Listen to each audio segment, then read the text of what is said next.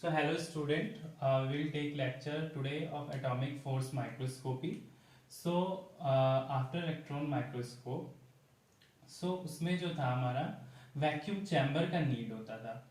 तो उसके बाद जो था हमारे पास ये साइंटिस्ट आए गर्ड बिनी, इनको नोबेल प्राइज भी मिला for discovery of atomic force microscopy. Scanning force microscopy भी इसको बोलते हैं. इसमें जो हमारा कुछ पार्ट्स इस माइक्रोस्कोपी में इन्वॉल्व है. कैंटिलीवर आपने मतलब जो हम एक्स्ट्रा माइक्रोस्कोपी पे एक्स्ट्रा लेक्चर्स लेंगे जिसमें लाइट माइक्रोस्कोपी, इसमें आ जाएगा dark field microscopy, bright field microscopy and phase contrast microscopy, confocal microscopy, fluorescence microscopy and फिर इलेक्ट्रॉन माइक्रोस्कोपी जिसमें सैम एंड टेम आ जाएगा. और आगे चल के फिर अभी इसमें है एटॉमिक फोर्स माइक्रोस्कोपी और इलेक्ट्रॉन टनलिंग माइक्रोस्कोपी. तो these are the kind of microscopy, but हम लोग इसमें आज ले रहे हैं लेक्चर में सिर्फ और सिर्फ कौन सा, एटॉमिक फोर्स माइक्रोस्कोपी. तो सबसे पहले इसमें हमारा कैंटिलीवर एक पार्ट है. सबसे पहला पार्ट है कैंटिलीवर. इसको मैं इरेज कर देता हूं फॉर क्लियर पिक्चर. सो जो कैंटिलीवर ये जो पार्ट है कैंटिलीवर, तो कैंटिलीवर ये मेटल का बना हुआ था. इसमें एक टिप, ये वाला पार्ट जो है कैंटिलीवर है. तो यहाँ पे एक मेटल का टिप है, ठीक है. ये टिप में जैसे आपके पेन के नीब में 100 ऑफ एटम्स होते हैं, 100 to 700, but in the tip of cantilever ये मेटल का बना होता है, टंगस्टन और कोई और सर्टेन मेटल्स, जिसका यहाँ पे इसके टिप पे मात्र 7 से 8 एटम्स होते हैं. ओके, इसका टिप हो गया ये. तीसरा होता है प्लेटफॉर्म. ये है प्लेटफॉर्म जिसपे हम लोग सैंपल या स्पेसिमेन रखते हैं.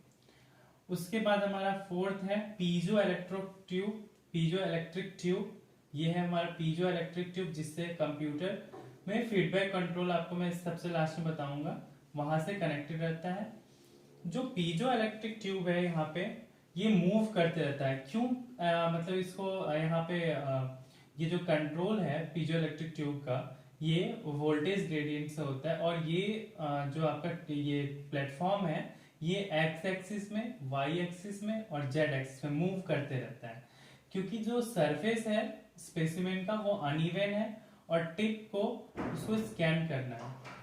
तो फिफ्थ में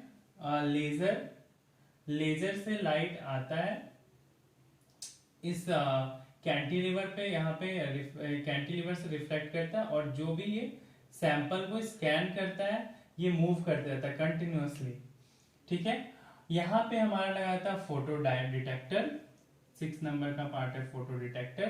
तो फोटो डिटेक्टर जो पार्ट है यहाँ पे डायोड्स लगे होते हैं, फोटो डायोड्स. इफ मान लो एक लेजर लाइट है, ये स्कैन किया दिस पार्ट, ये फिर ये फोटो डिटेक्टर उसको डिटेक्ट करेगा, फिर ये मूव करेगा, फिर सर्टेन जो दूसरा डिटेक्टर लगा होगा दूसरे वेवलेंथ का वो उसको एब्जॉर्ब करेगा और ये कहाँ जाएगा, ये सारा सिग्नल्स जाता है कंप्यूटर सिस्टम को. और जो पार्ट इस फीडबैक कंट्रोल है कि जो पार्ट हमारा स्कैन हो चुका है वो पार्ट वहां पे स्कैन वो जो पार्ट हुआ है और जो पार्ट बचा हुआ है वो स्कैन करेगा. वो मूवमेंट के लिए डिफाइन होता है और वापस से ये सिग्नल किसको भेजता है, कंप्यूटर सिस्टम को.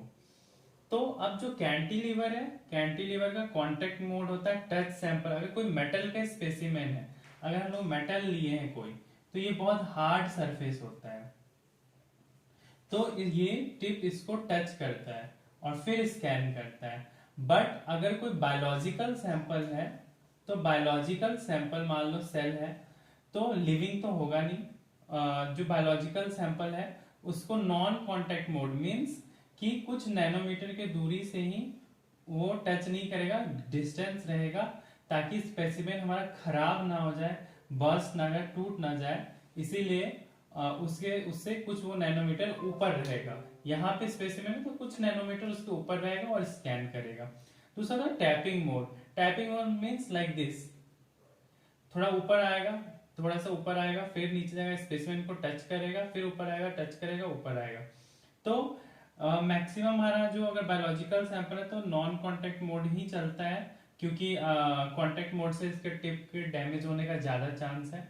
एडवांटेजेस है, ये 3D इमेज देता है, इसका रेजोल्यूशन बहुत हाई होता है। जब हम लोग माइक्रोस्कोपी स्टार्ट कर रहे थे शुरुआत में, तो वहां पे रेजोल्यूशन का ब्रीफ इंट्रोडक्शन है। इसमें इलेक्ट्रॉन माइक्रोस्कोपी में क्या होता है कि वैक्यूम चैम्बर का नीड होता है, ताकि स्पेसिमेन को कोई डिस्टर्ब ना कर पाए, मतलब जो एयर है या फिर कोई मीडियम उसको डिस्टर्ब ना करे, इसलिए वैक्यूम चैम्बर का नीड होता है। बट इन दिस माइक्रोस्कोपी हमको कोई भी वैक्यूम चैम्बर का नीड नहीं होता है। बट सर्टेन एडवांटेजेस के साथ इसमें डिसएडवांटेजेस भी है। ये टाइम टेकिंग है, और इसमें कांटेक्ट के कारण, कांटेक्ट मोड है तो उसके कारण इसके टिप के खराब होने का चांसेस है। So thank you for watching, and if you like my video, do like, share and subscribe my channel। and next video अगर आपको कोई भी डाउट हो तो आप कमेंट सेक्शन में